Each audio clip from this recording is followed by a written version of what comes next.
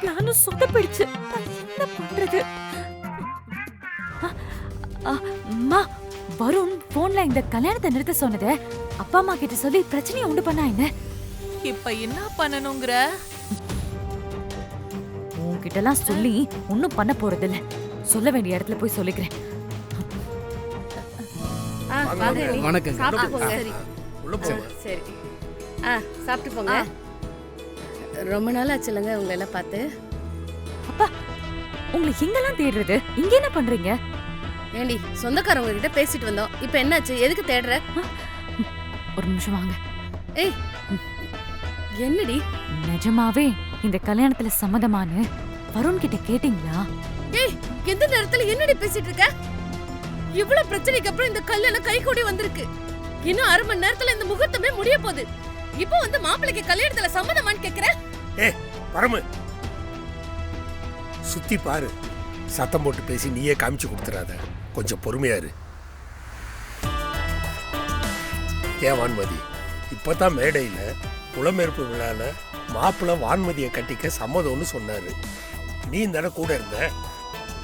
அதுக்கப்புறமும் இப்படி பேசினா என்ன அர்த்தம்? ஐயோ அப்பா, அது அண்ணாமலை ஆண்டிக்காக பயந்து அப்படி சொல்லிருக்காரு. நான் ஒன்னும் காரணம் இல்லாம சொல்லலப்பா. நான் ஏன் இப்படி சொல்றேன்னு முதல்ல நீங்க 2 பேரும் புரிஞ்சுக்கோங்க.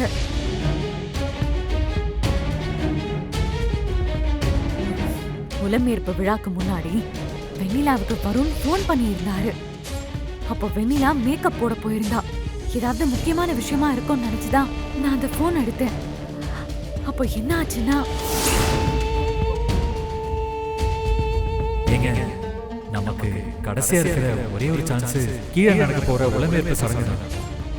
அதுல எப்படியாவது சம்மதம் இல்லைன்னு சொல்லி இந்த கல்யாணத்தை நிறுத்திருக்கீங்க.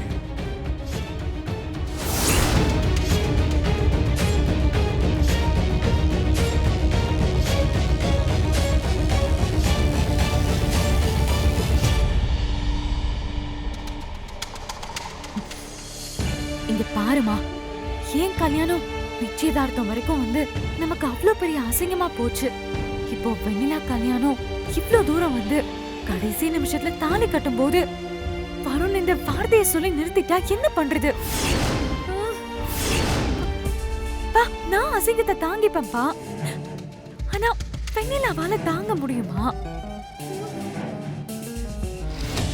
நான் அதனாலதான் சொல்றேன், இப்பவே இத என்னன்னு பார்த்து சரி பண்ணுங்க. அண்ணாமலை ஆண்டு கிட்ட போய் இத பத்தி பேசுங்கம்மா, ப்ளீஸ்.